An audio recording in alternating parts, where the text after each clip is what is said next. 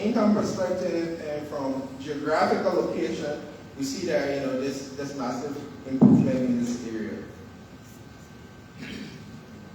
So let's look at here a little bit. And so we look at the medium term. So in the medium term, considering all of the current conditions, even though there are uncertainties and downside risks, but we see that growth is expected to reach an average of around 5%, considering all of the ongoing reforms and commitment to them and making sure that they happen. And with the tough stance or the tight monetary policy stance, if that continues, we expect inflation to be low and stable. And in terms of safeguarding public finance, we see that this has been the trend since 2019, and fiscal deficit has been low, and we expect this to continue as long as the government continues its efforts to mobilize much more domestic resources and as well be able to contain its expenditure. And the risks we see here with this outlook, the downside risks, we're looking at the lingering effect of what is happening globally, fluctuation in prices, because Liberia is one economy that's reliant on primary product export. So in case our prices drop, we expect that it could be things could go the other way. And we're saying that we got general elections at hand as well, so those are all factors.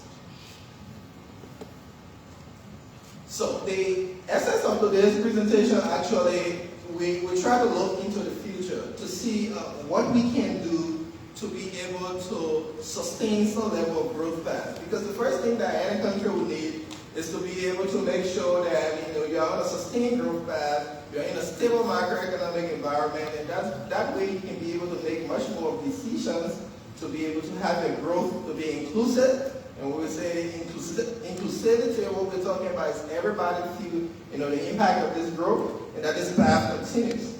So we went back a little bit to look at the traditional drivers of growth. So we're looking at employment, we're looking at the human capital, the physical capital we have, the level of productivity that our system has, and looking at all of these factors, how have these factors shaped growth from one period to another. So we place them in different buckets, looking from 1964 up to 2019. And so we're saying that productivity, there's some level of inefficiency and productivity level is down, like you can see, from 2014 to 2019. So what can we do to be able to raise our productivity level, to enhance human capital, to enhance our physical capital? I think we listened to the Minister of Finance quite recently. So all of these things, how do we drive them to be able to get on a sustainable path?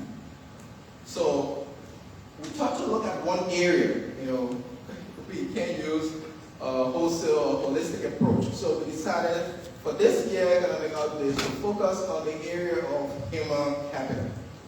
So when we want to understand what is human capital, we're talking about the wealth that is embodied in us as the people, the knowledge, the competence we have, the capability we have to be able to work. I think one of the persons who made a comment was talking about looking at our youth right now, or if you go in some of the areas, you're doing more bike riding in terms of education, you're doing more diamond digging in terms of education. So how can we be able to build much more of human capital?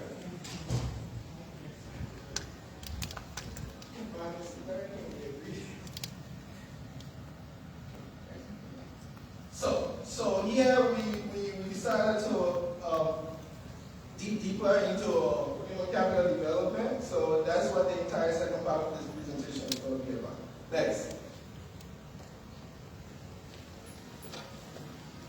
So we just talked about human capital, but human capital is not an absolution. So for a country, the country's wealth, embodies a lot of things, and so human capital is just one of those.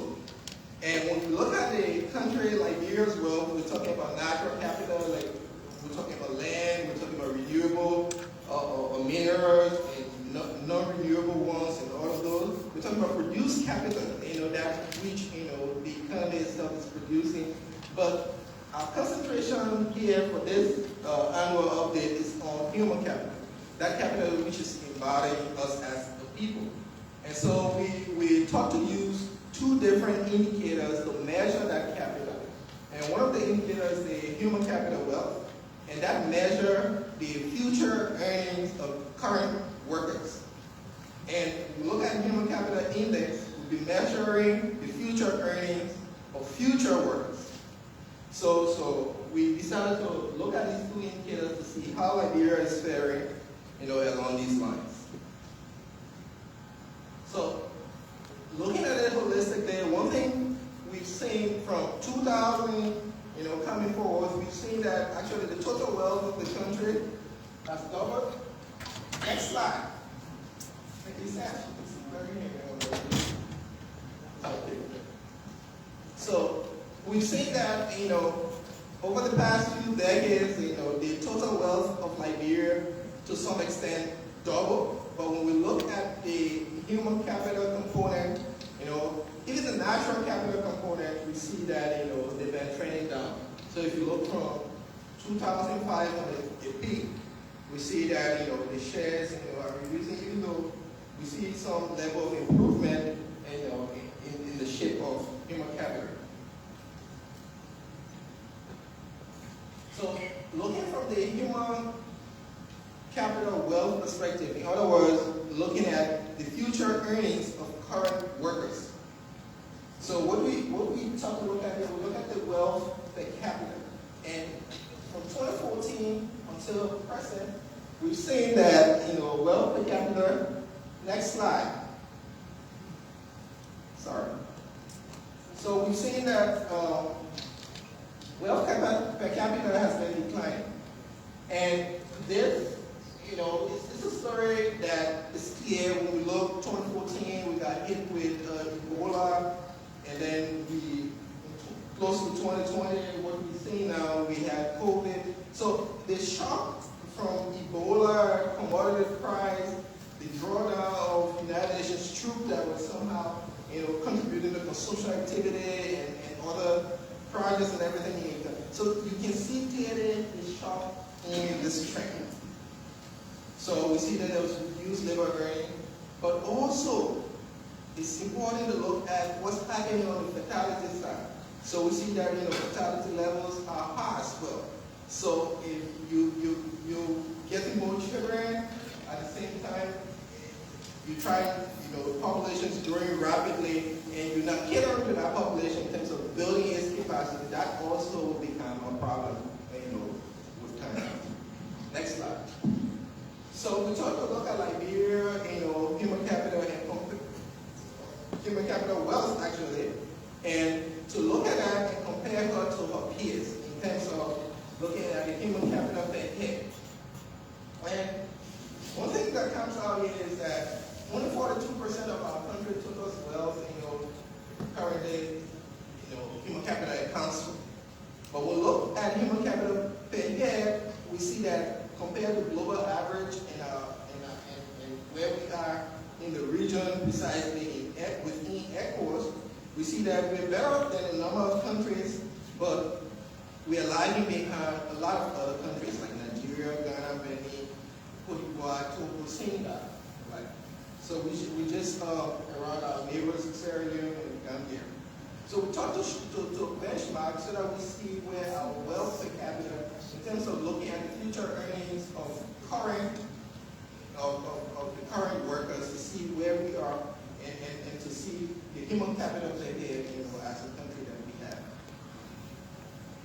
So that was about the future earnings of current workers. So now where we need to start looking at from the human capital index perspective is to look at the future earnings of future workers. So next slide. So here we using, like I said, the human capital index, to measure, this phenomenon. And this is talking about how productive a child born today can be, at age 18. Considering the health condition that exists, that they're faced with, considering the education that they will have. And this index, measures on a scale of 0 to 1. But there are several indicators, that help us to be able to gauge what's happening, with the future earnings, of future workers. And we consolidated that into 3 different buckets. We look at survival, we look at school, and we look at health. So, but there are underlying indicators like enrollment rates, like what's happening to child stunting, and so forth. But we're going to look at it from the perspective of these 3 buckets. So in ECOWAS, Liberia, we call one of the lowest, together with Mali and Niger, should be called one of the lowest in terms of human capital index. And if we're comparing this, to all African countries in the world, and the human capital index of 0.32 is better than only 3 African countries in the world. So this is just to benchmark to see where you are in terms of human capital within the ECOWAS region and looking at you globally. So then we talk to take a step forward to look at the gender parity. And we come to realize from findings that a baby girl born today within the ECOWAS region is expected to be more productive than a baby boy. So if we're looking at, parity to make sure that boys and girls, get better education, prepare themselves, for the future, this indicator helps us to be able to gauge that and see what we can do. Next slide.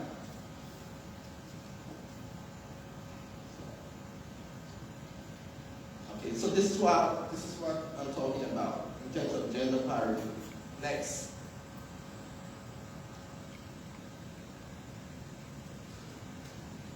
So, considering the broader overview that we just provided, we talked deeper into what's driving the low level of human capital that Liberia, currently has.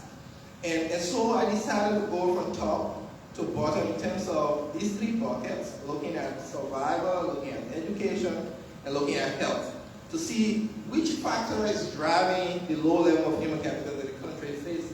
And when we look, we see that education is the biggest driver of the low level. Poor education is the biggest driver of the low level of human capital, that the country currently faces. 50% of the losses that we face in terms of human capital, is driven by poor education.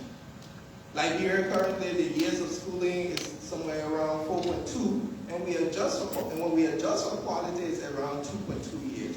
In other words, what we're saying, if we're looking at the quality of education that a child can get, from the moment they enter school until their 18th birthday, the child can get only 2.2 years of schooling in terms of quality, comparing to a benchmark of around 14. So when we dug further, if we look at the enrollment rates, our net enrollment rate right now is around 13%.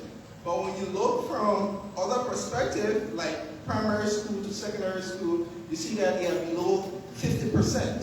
And then you look from secondary, so if you look on a net basis, enrollment rate is around 13%, just based on the recent demographic and health survey that was done here. And the ECOWAS region, here is where we are in terms of adjusted years of schooling. When we're talking about adjusted years of schooling, we are controlling here for quality. So Liberia is at the tail end in terms of adjusted years of schooling, compared to Ghana and Togo and other countries that are on the hard side. But despite the negatives, it will be important to shed light on some of the progress we've made. So in terms of assets, we've made tremendous progress. Now the focus here is to be able to look at quality. But there's been tremendous progress in terms of assets. But there's some other challenges too that makes it difficult to be able to measure education outcomes. And one of those challenges is the issue of education statistics. So in recent times, it's been difficult. I think the most recent data we're dealing with is around 2018. So it'll be important to be able to take stock of education statistics.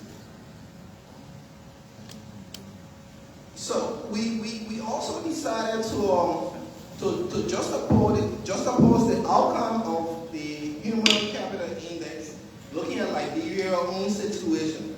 And what stands out, the Human Capital is looking at children up to age 18. And when you look at Liberia's situation post-war, there's a lot of overage schooling that is happening. So we thought as well to be able to gauge that, to look at what's happening with overage schooling. So the cutoff point puts you at a disadvantage to discount some of your efforts. But let's see what's happening with overage schooling. And this is a problem that has persisted since the war. And we thought to look at it from various geographical locations. And you see that in Maryland, there's a lot of overage schooling happening compared to Bible. But overall, there's overage schooling, that has persisted. It's a universal phenomenon, in Liberia. Then we talk about health. So I'll begin by saying there's a lot that is happening in health in terms of improvement. We're seeing a considerable improvement in terms of reducing stunting rate, and we've seen vaccination. We've seen vaccination, levels have improved. Child stunting rates are going down.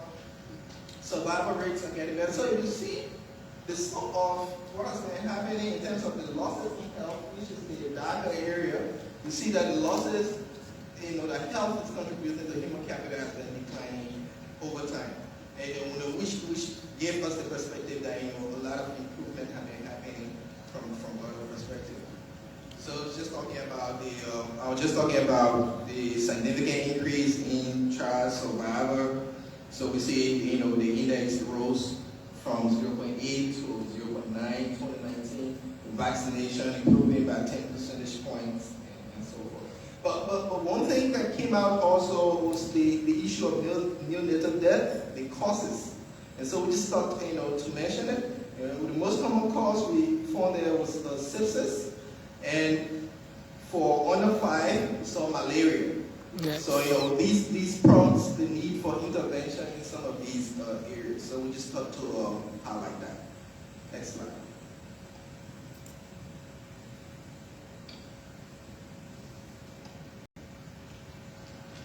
So losses in terms of survival. So when we're talking survival here, we're talking about the possibility of a child born today surviving up to age 5. And we also look from the perspective of survival of people from 15 to up to their 60th birthday. And here also, we see some level of improvement. I think you're going way ahead. Okay, next.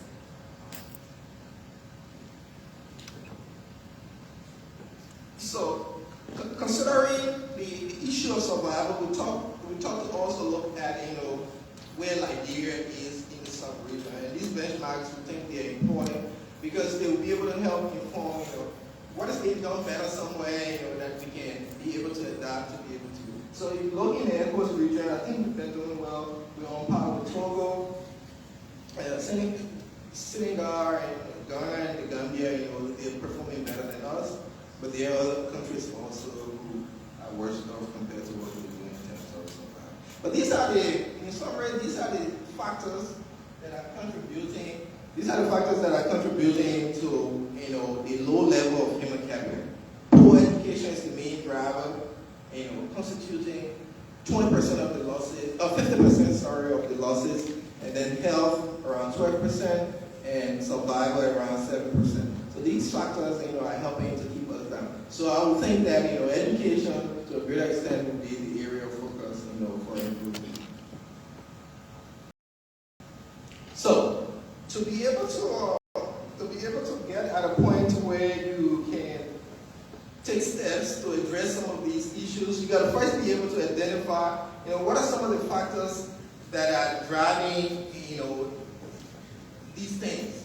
And so we talk to look at factors, that could be giving us the kind of human capital outcomes we had. And there was a recent assessment done in 2021, which we draw, and the factors are complex, but we talk to take a few, that we can just focus on. We look at weak institutions. So having a rule-based institution, is very important. So that way you'll be able to work within, a better environment, a stronger environment that will set targets and be able to meet them. So if your institutions are weak, like the education sector, if it's weak, the institutions there are not coordinating and so forth, you might not be able to, even if you set a target for yourself, to be able to get there. And one thing that stood out also was ineffective service delivery. So what is happening to service delivery in some of the areas? I think health ministry also talking about the difficulty in reaching some of these areas in terms of delivering services. And so at the end of the day, the quality of service in those places is sometimes poor.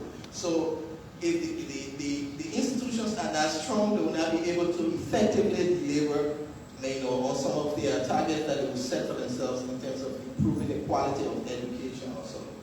Then we look at demographic pressure. Liberia has a very youthful population.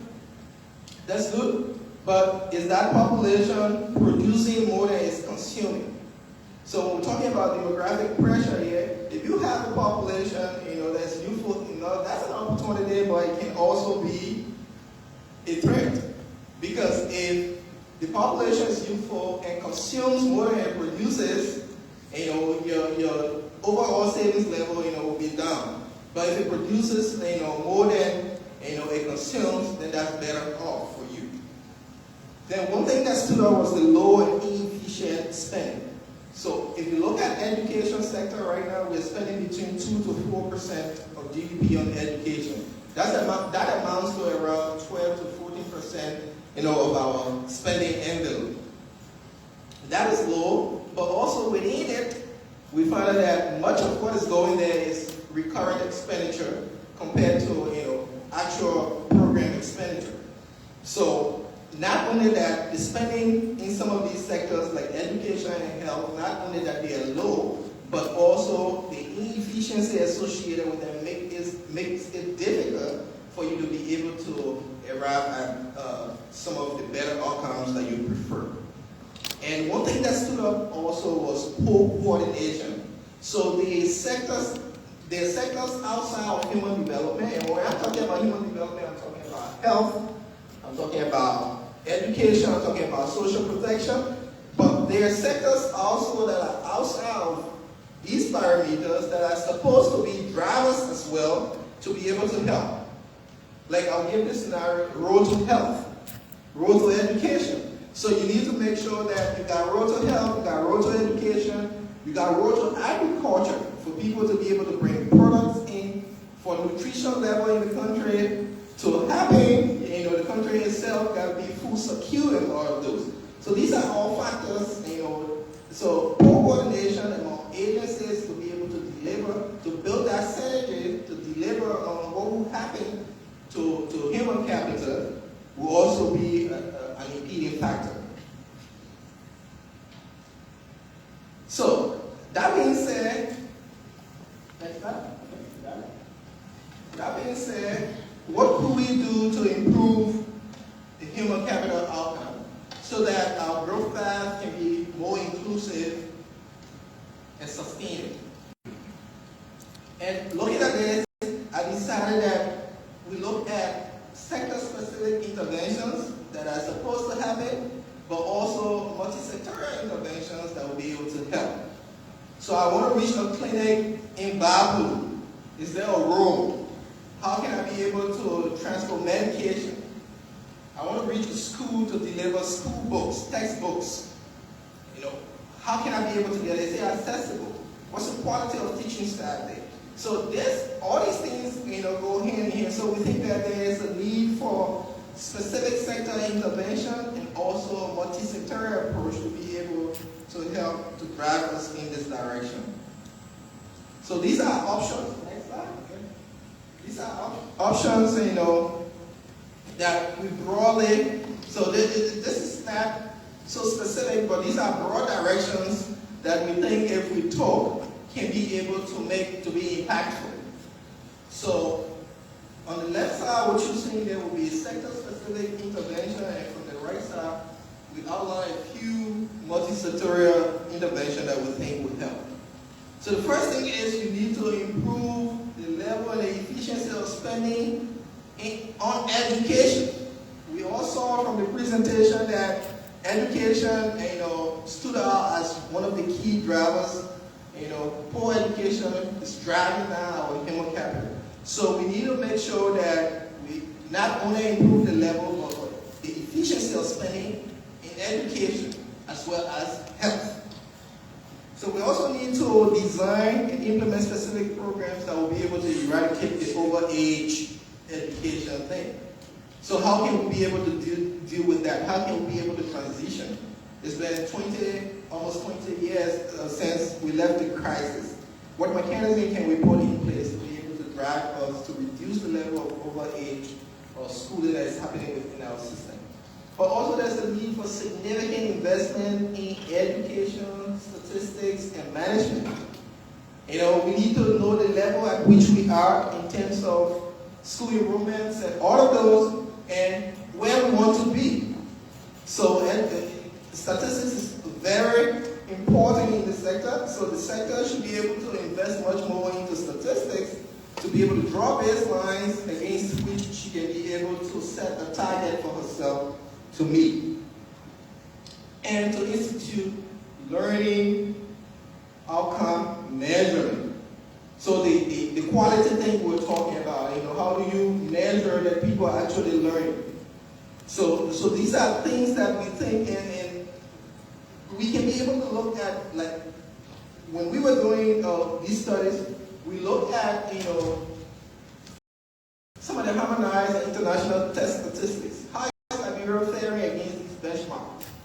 And how can we prepare our students enough, to be able to at least be able to meet the barriers of minimum, compared globally or within the region. So all of these things are sector-specific things broadly that could be done to be able to provide insights that will help us to drive policies in those directions to be able to get a better outcome in terms of human capital. So we look from the multi-sectorial perspective. We already mentioned the issue of governance. We mentioned the issue of building synergies across sector. Harnessing the youthful population that we have. That's also very important. How can we make this youthful population much more productive, that it will be able to produce more than they consume? But all of these can only happen if we operate within a stable macroeconomic environment. And thanks, so far, we've seen stability in terms of our macro. We've seen lower levels of inflation. Growth is happening. So what can we do now to be able to drive policy in some of these directions, build our human capital, so that on the overall, our human capital in turn can be able to contribute to sustainable and inclusive growth. So to conclude, we think that investment in human capital is crucial for Liberia, and this will be able to help the country to grow faster. The country will be able to reduce poverty through that, and to be able to deliver substantial social benefits, over time. And we believe that if you have a stronger level of human capital, you can be able to double or triple the level of growth, and the growth can be made much more inclusive across various sectors.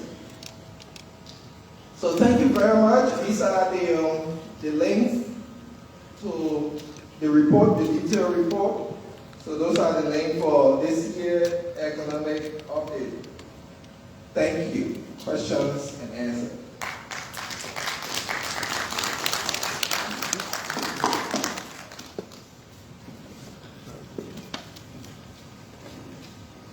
Thank you very much.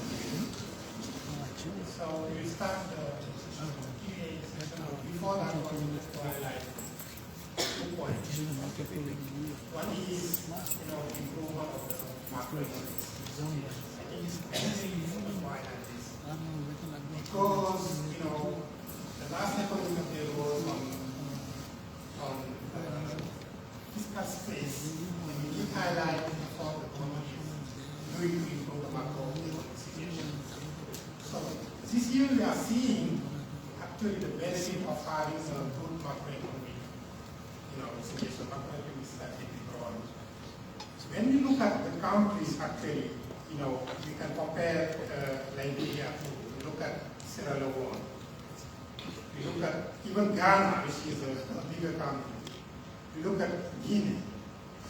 Actually, we see that Liberia is benefiting from the improvement of the country in the last 2 years, 2020, 2021.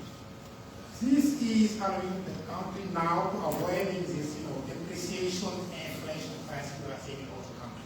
That is very, very important because we see the deficit is still low in Liberia.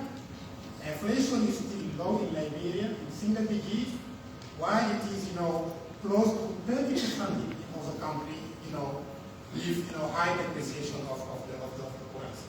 This is very, very important. If you look at the last few years, this country has been going from shock to shock. We have seen the Ebola crisis. We have seen the collapse of the iron ore prices. And we have seen the drawdown of the UN need. And then we have seen the COVID.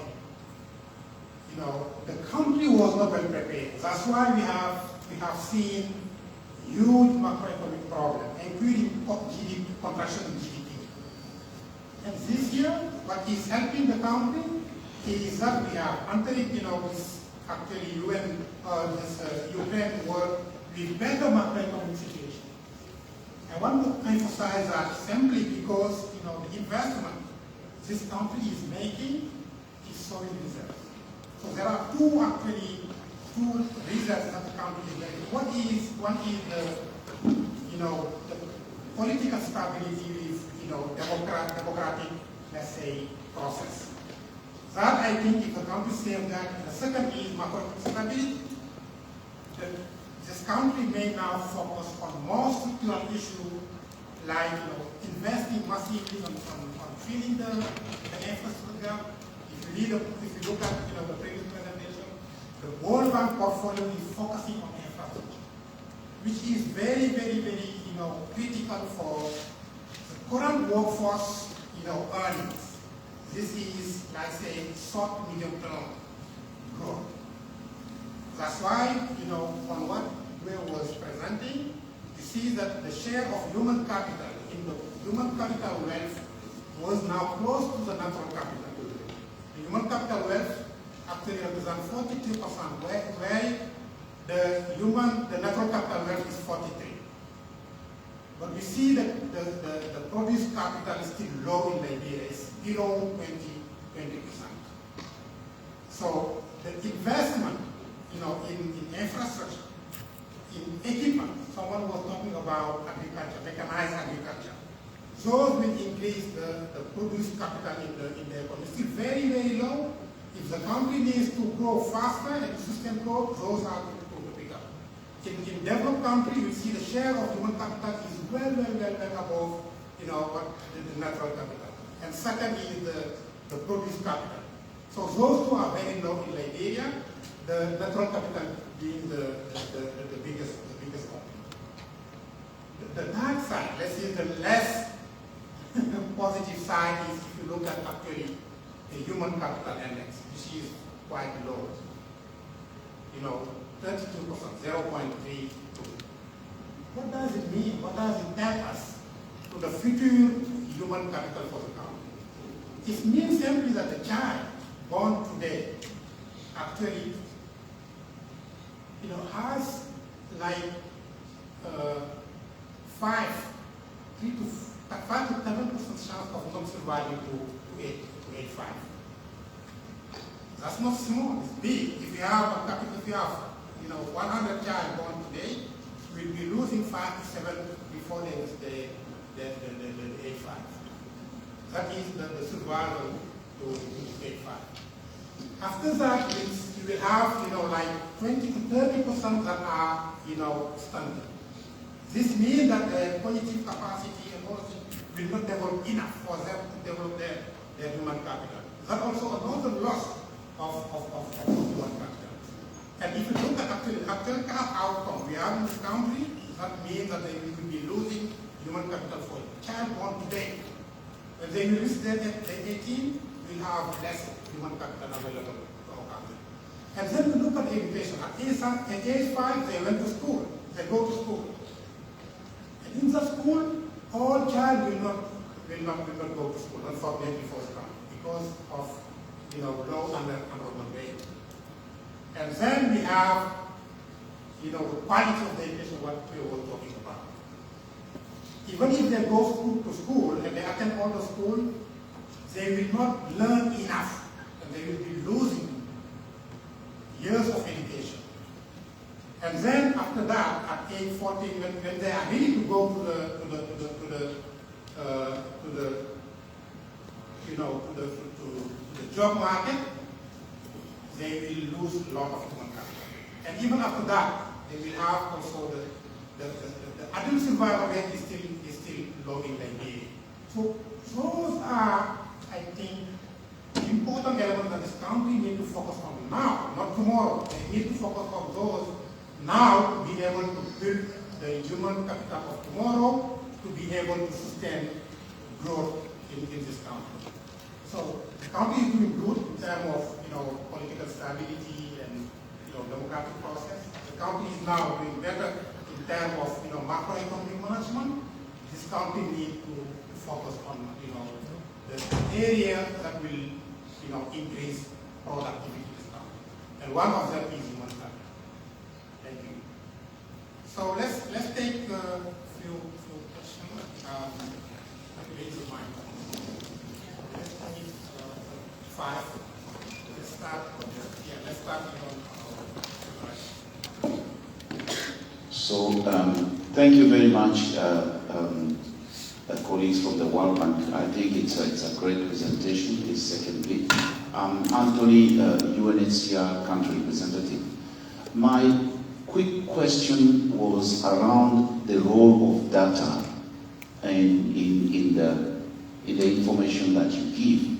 I know, for example, that if we have this level of human capital, issues, there's probably some effect of data. Some data is probably not collected, or the data that has been collected might not necessarily be as reliable as ordinarily should be. So my question to you is, what is the role of data quality in this particular, presentation?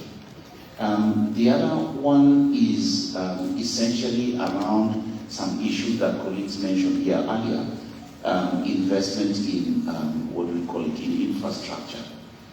I didn't have a chance to speak back then, so I would just like to add my voice to the real need to think either as the World Bank, because I'm sure somehow you have limited resources, but the needs for Liberia are absolutely huge. I think if we take infrastructure, let's just take roads alone.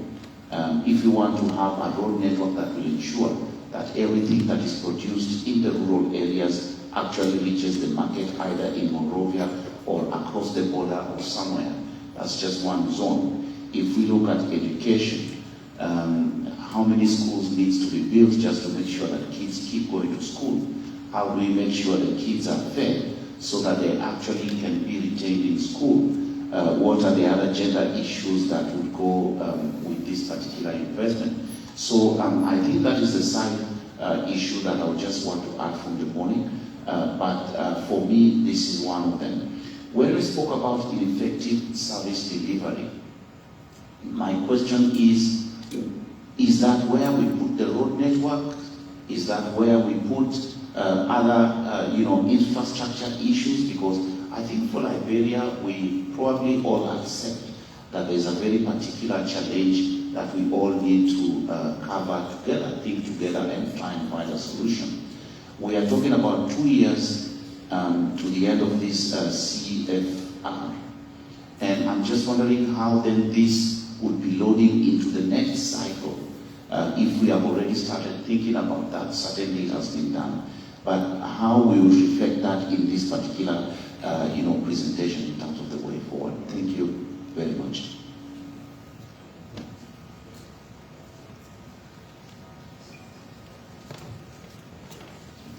Okay, thank you.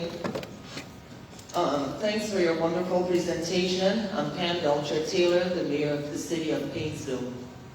I've sat here and listened to all the presentations, questions, and comments. And as mayor of the city of Painesville, I must say that waste management and sanitation plays a major role in human capital building and capacity building. Because if you don't have a clean city or a clean environment, what happens? You don't have healthy people. If you don't have healthy people, you don't have productive citizens. So as mayor of the city of Painesville, our focus and challenge has been waste management within my city. And I was sitting here making some notes, and of course I have made notes prior to the last speaker and last presentation where I said my focus when I speak is going to be on the health and welfare of my citizens, the residents of Painesville. As you all know, or most of you do not know, the landfill that serves Montserrat County is in my city. It's not managed by the Painesville City Corporation. It's actually managed by the Monrovia City Corporation. But it was built and at one time also funded by the World Bank. As the mayor of Painesville, I have an issue with the landfill in Painesville. It's not properly managed. There is a lot of complaints coming to my office about diseases, especially when it comes to young children. I have met previously with other donors and I've raised this concern. I'm happy that we are here today to discuss some of the challenges in human capital inclusiveness and sustainable growth. There are a lot of diseases, like I said, affecting young children that live around the perimeters of the landfill. This is something that I hope that the World Bank will look into, and I'm glad that Minister Howard is sitting next to me from the Ministry of Health, because a lot of letters have come to my desk. If we don't have a clean city, like I said, we don't have healthy people. So my question to the World Bank is, what are we going to do to work hand in hand? You all have been a partner to Painesville. You all have provided me with a lot of logistics as requested from my office and by the citizens. But a major problem in the city of Painesville when it comes to waste management is accessibility to the landfill, because it's not managed by us. And another major problem is the issues of dump sites or transfer stations. Then we get back to human capital again. Like we spoke about the illiteracy rate. We have tried over and over to educate our people. Instead of dumping waste on the side of the road, put them in bags. We have times where the trucks go by, we will pick up work along with the Painesville City Corporation. So maybe when we did pick up the electricity rate, this is something where the World Bank can partner with the city corporation in terms of raising the awareness to the people, because a lot of people do not understand the impact that waste has on an environment, the impact into the waterways, the impact when it comes to health of their children, and also how it affects them as well. So in this matter, I'm saying to the World Bank, the main problem within the city of Painesville, like we said, lack of coordination, cooperation, and that entails having transfer stations in Painesville. There is absolutely nowhere in Painesville, if we have a crisis, where waste can be taken to, where it can be held for a few days until the landfill is accessible, because the landfill does also have issues. So I'm just making these remarks so they can be brought up in this forum so that you all can know, even though as partners and you all are using resources to help us in our endeavors, this is a major problem that we are faced with. And if it's not addressed, we will have more diseases, typhoid, because we know that waste carries a lot of vectors when it comes to diseases. So I thank you for giving me this time to speak. Next.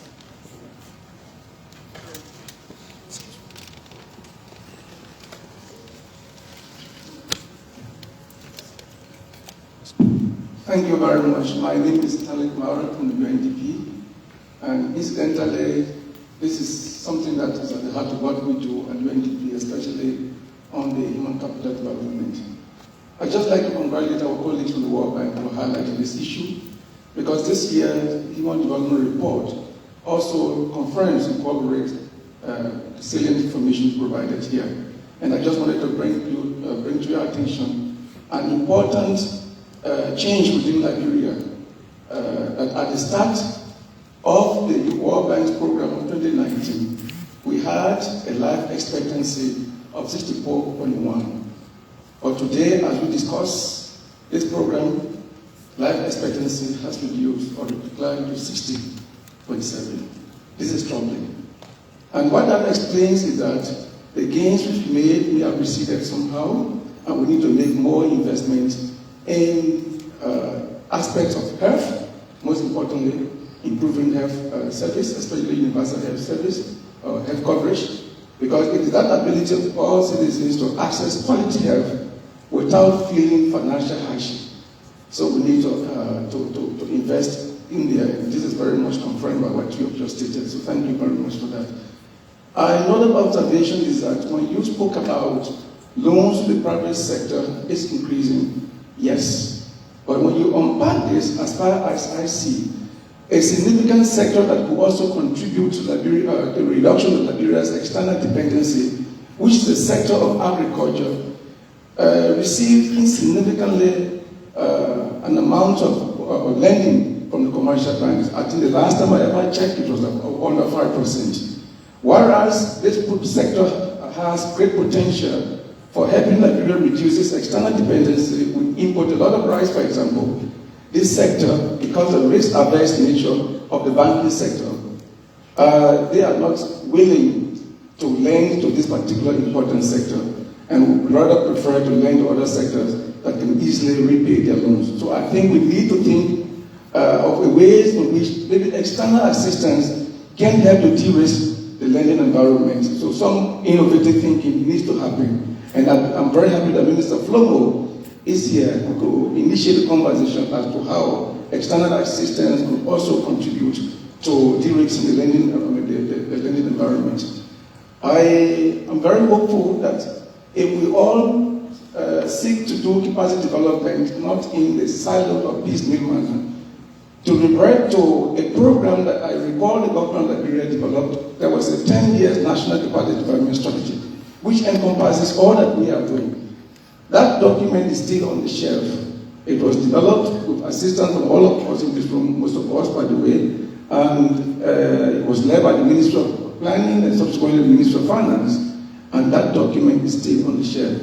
It provided a roadmap for how to address the critical capacity challenges the country faces. In the past, we used to call it Manpower Development Program, but nowadays it was called Capacity Development Strategy. I think we need to review that. Lastly, we will not be able to succeed in reducing Liberia's external dependency if we do not invest in improving domestic resource mobilization. And as far as I recall, supported by both the World Bank and the UNDP, there is a strategy for domestic resource mobilization, which proposes an investment of just about 70 to 90 million, after which Liberia expects to recoup additional 1 billion.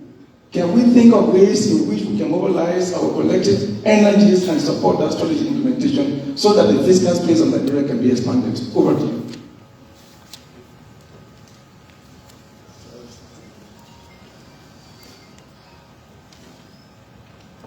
My name is P. Lord Syed.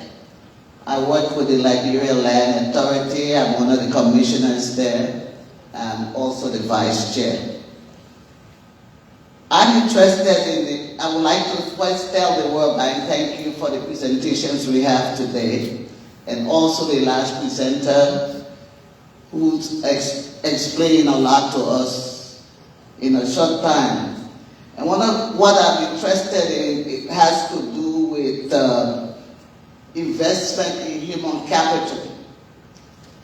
In Liberia, on our educational level, we have seen in the post-war years the fact that we are looking at an investment coming from all angles for higher institution of learning, but very little in the technical aspect, which helps to, I think, broaden our problems when it comes to education.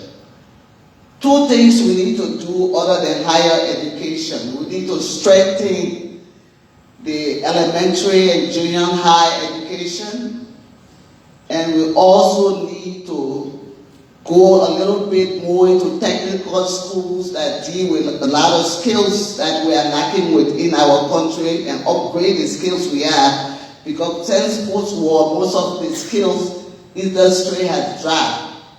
You will notice that if you call a plumber per se to your house, it's much lower than it was before. I can speak to that because I'm older. The skills are much lower. We need to strengthen those areas. Those areas also will give us a very good middle class within Liberia, which we really don't have. We need to build up towards that. Then I want to ask a question concerning a comment. I don't know if I heard the speaker right, but he said baby girl born today is expected to be more productive than the baby boy that was born at the same time. Am I right? Okay, I would like to know what factors led to that. That's all I have to say right now.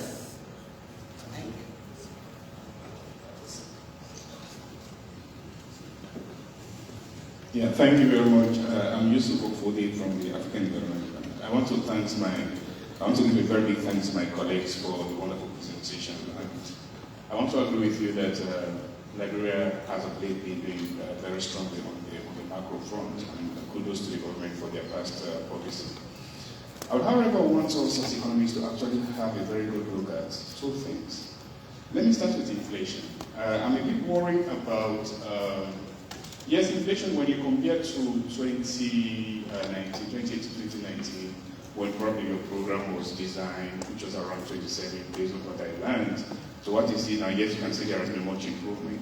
But maybe what I did not hear is between 2021 and 2022, what has been the trend in inflation? Because we all know that global events that have been taking place. Let's start from the COVID and now run into the Ukraine-Russia crisis. Has affected all nations, including even advanced economies. We are hearing about news that their inflation are going through the roof, and these are all as a result of high cost of living. You come to Africa, you are mentioning Ghana, Sierra Leone, and even other neighboring countries, they are struggling with inflation. So I would have loved to hear a little bit more within the last 1 or 2 years, how is inflation been here? Maybe we might need to look at, because and especially when the presenter said that the government has decided, or the government recently decided to have a full pass-through of the global increase in fuel prices. That is increase is supposed to even increase cost of living and increase the domestic price of these commodities, and also increase overall cost of living, especially when fuel and food are most of the times. I don't know. I need to look at their basket, CPI basket. But most of the times, part of it and the carrying the greater weight. So that is supposed to have affected human prices and also inflation. But I will need to learn a little bit more about that. Again, exchange rate, Mamadou, let's be very frank here. Liberia's exchange rate stability, it is good to just point at monetary policy effectiveness. Yes, I agree with you. I mean, that is one of the things. But maybe you might also want to even look at what is the effect of dollarization of the economy on the exchange rate stability. It's a bit strange to me. Liberia is one of the places where I've seen that the black market rate is lower than the official rate. Honestly, that is puzzling to me. I mean, I've not seen an economy, especially in this part of the world, where the black market rate is lower than what the official rate. I mean, the official rate, the last time I saw it was around 153, 154 per dollar. The black market rate is just constant at 150. This is puzzling. What is really happening? Is it really real? Are there some structural issues that we need to look at as economists to really unbundle and maybe advise government, or can we just sit down and continue reporting on this? To me, that is a bit worrying, right? So maybe I'll float this. I mean, we are here, a group of us are here, we are economists. We might want to discuss this further and maybe take it forward. The presenter pointed out to education statistics. I mean, and I would agree with one of the questions, I think, is it from UNICEF? The person asked. Statistics, if I don't want to leave into education statistics, statistics is a big issue in this country. And I did make a presentation to some senior government officials about 3 weeks ago of CPIA, and I did tell them that even their rating in CPIA is lower in this country, probably not because they are not doing much, but because there is no data to support whatever narrative they are saying. And this affects not only CPIA, but affects all other global assessment that they do on countries that fit into our CPIA. So it's possible that countries are penalized, not because they are not doing much on both policy and institutional fronts, but there are really not enough information to present, to support their case, to justify their narratives, and therefore increase these ratings. And this is costing them resources. You and I know that the World Bank, the ADB, and maybe other institutions rely on CPIA rating for resource allocation, which is performance-based, right? So it is really high time that government thinks about this, and maybe in collaboration with development partners to actually put a very formidable program in place to make sure that together we invest in the development of statistics in this country across all sectors. It is even possible that the Human Development Index is on the lower side for Liberia and maybe other countries in this region simply because we don't have quality data. If you do 2020, 2021 assessment and you only have data up to 2021 to 2018, that tells you why we are far behind. So it is really a wake-up call for government, maybe in collaboration with development partners, for us to think how we can invest and how we can really strengthen statistical disinformation in this country. I think I will stop there for now. Thank you very much. By the way, it was a very good presentation. Thank you. So we have time now. Say more. Okay. So let's try to answer those questions. Can you do it? Can you come first? And I will ask you if you have some comments. Maybe give up on the list point, and then I will come.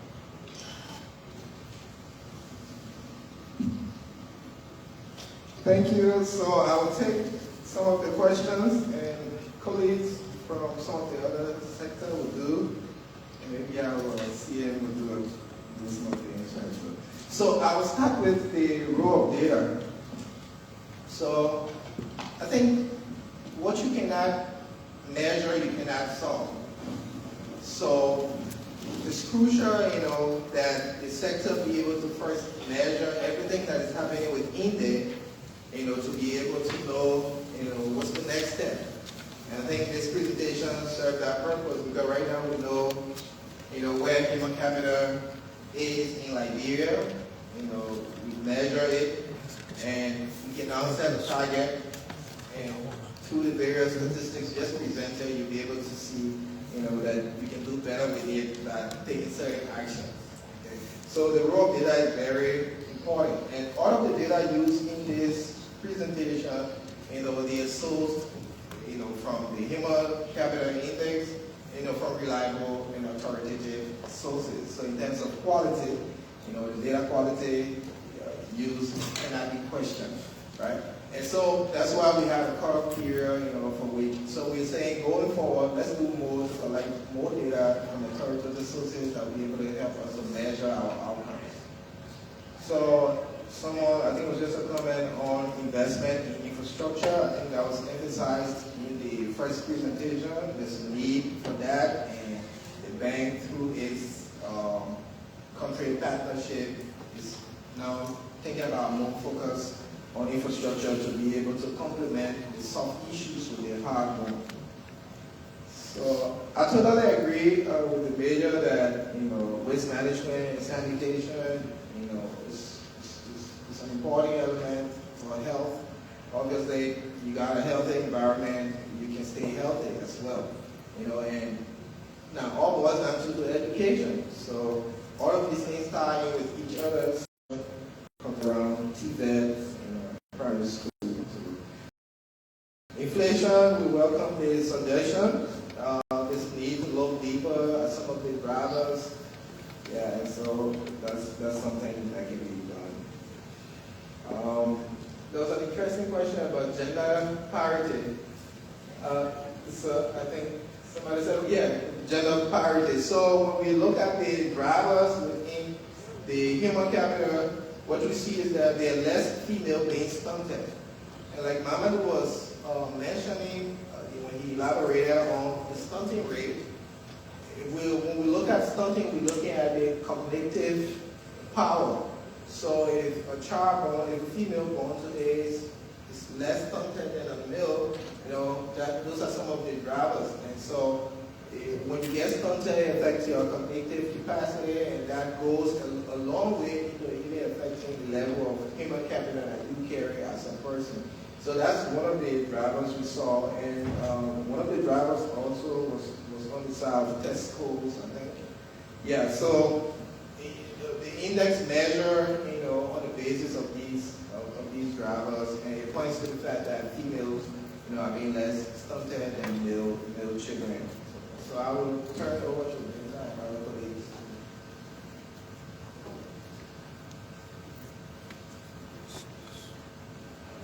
Thank you, Gwen. Thank you, colleagues, for the very important questions. I'm going to focus on the human capital index and also on World Bank investment. If we look at what Mohammed mentioned earlier, the human capital index measures the amount of the human capital index measures the amount of human capital a child born in Liberia today is expected to attain by the time they're 18. It looks at two main components: the health and the education aspects. The calculation for the amount of schooling that a child is expected to complete by age 18 is based on age-appropriate enrollment rates between age 4 to 17. And according to the calculation, a child in Liberia is expected to complete only about 4.4 years of schooling. When you actually calculate or assess how much they actually learn, it then reduces to 2.2 years. So it really tells us, at least from a World Bank's perspective, that there are two things that we're also looking at. Access to education and also the quality of instruction. So if you look at our investments, we're trying to look at how to sort of remove barriers for access to education and also support implementation of policies. By age 18, if children are only completing about 4.4 years, it means that one of the things we mentioned was overage enrollment. But the government has an age-appropriate enrollment policy. So ensuring that all efforts are made to sort of implement that policy increases the level of schooling completed by age 18. We're also looking at what they actually learn. So if we don't have improved quality of instructions, investments in teachers, investments in learning materials, and the quality of the learning environment, how do we ensure that that also increases? And that's a really great point. Part of what we also discussed here today was sort of aid effectiveness and better donor coordination. While our investments will definitely has definitely focused on access to education and quality of instruction, ensuring that students have the knowledge and the skills that they need that translates to productive livelihood. Other partners are also investing in these areas. You mentioned TVET. If you look at the EU, they have a huge investment in TVET. So how do we sort of collaborate together to ensure that kids are actually learning, actually have improved access to education, but also that the quality of education that they receive improves their human capital. So I hope that addresses that. Thank you.